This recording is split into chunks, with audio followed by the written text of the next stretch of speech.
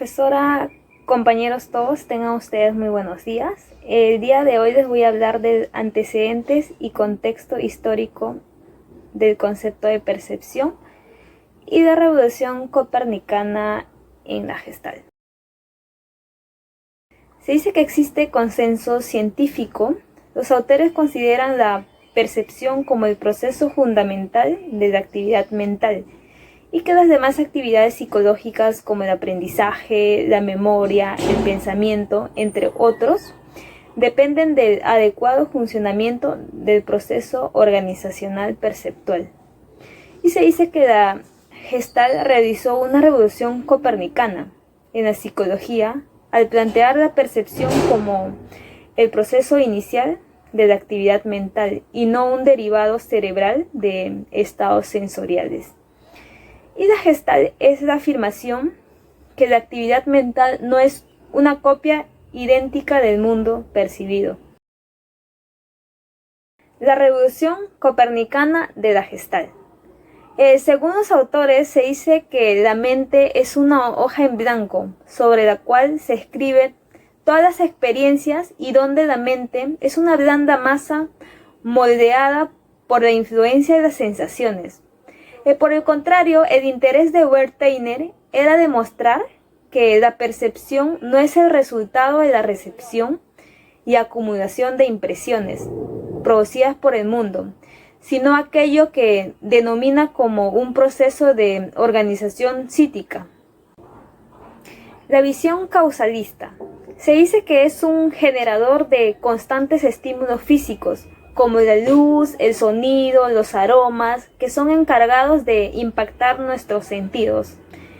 El espiritismo también planteó que el conocimiento se deriva de la experiencia entendida, y James Mill considera que la mente recibía una inmensa cantidad de datos y los organizaba según su continuidad y espacio temporal.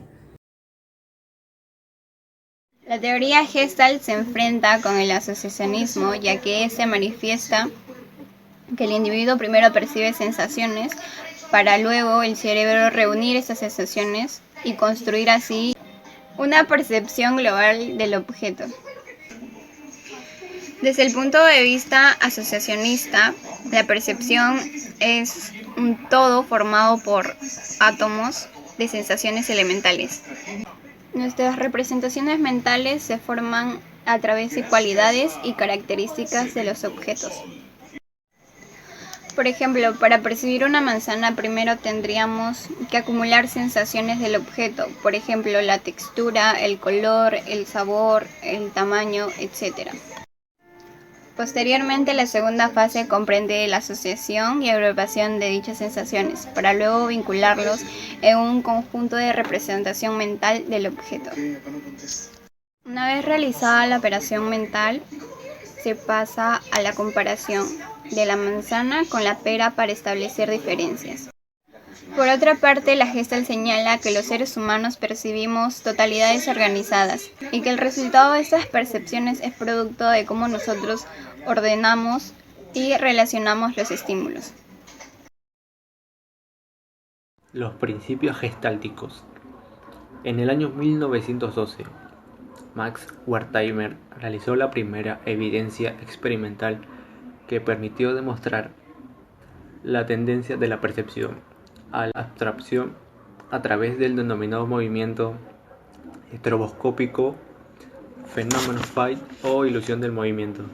Cuando la intermitencia o el tiempo de presentación entre dos estímulos se realizaron en un intervalo entre 40 o 200 milisegundos, se experimentó la impresión de un movimiento continuo, tal como sucede en algunos avisos luminosos.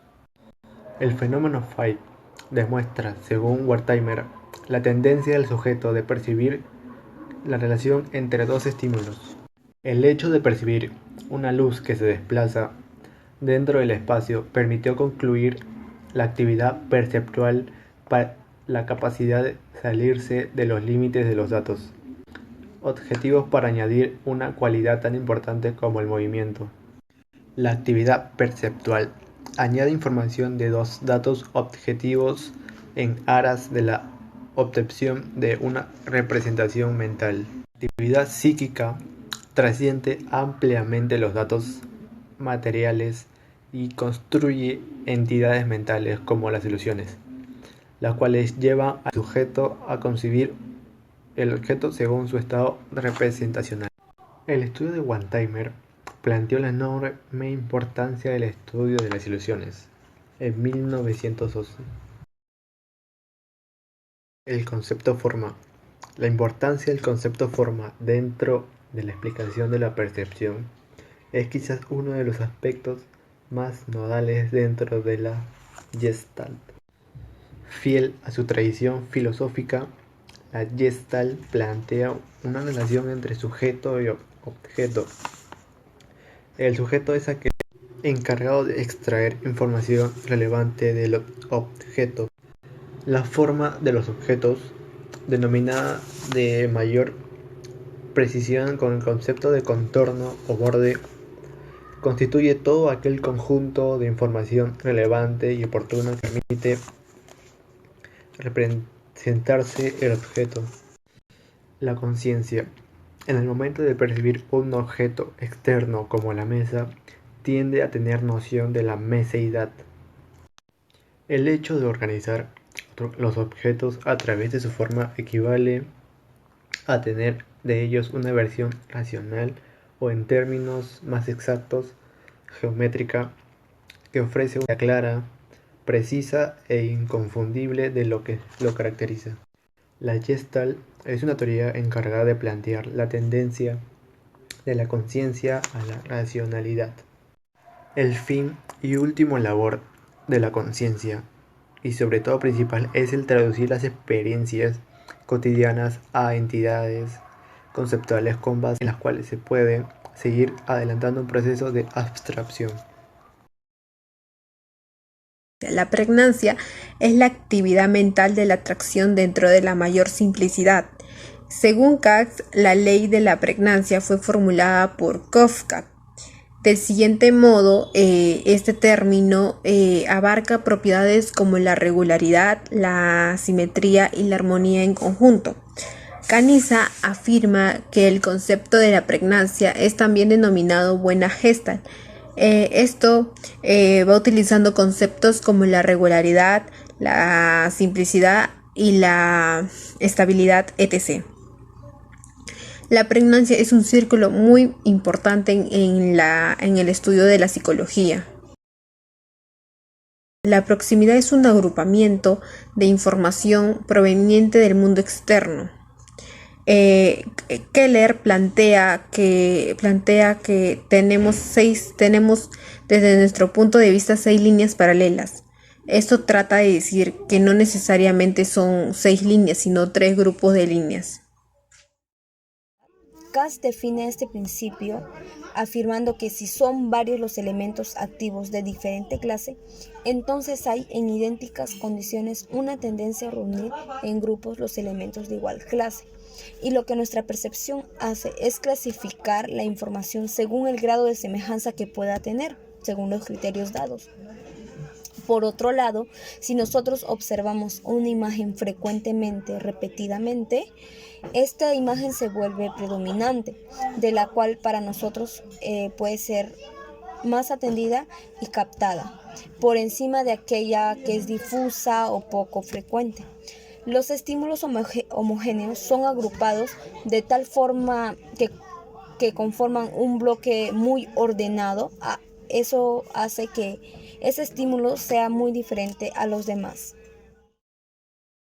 Esto quiere decir que está conformado por aquellos contornos en privilegiada que contribuyen a darle bordes o límites a definidos objetos o imágenes.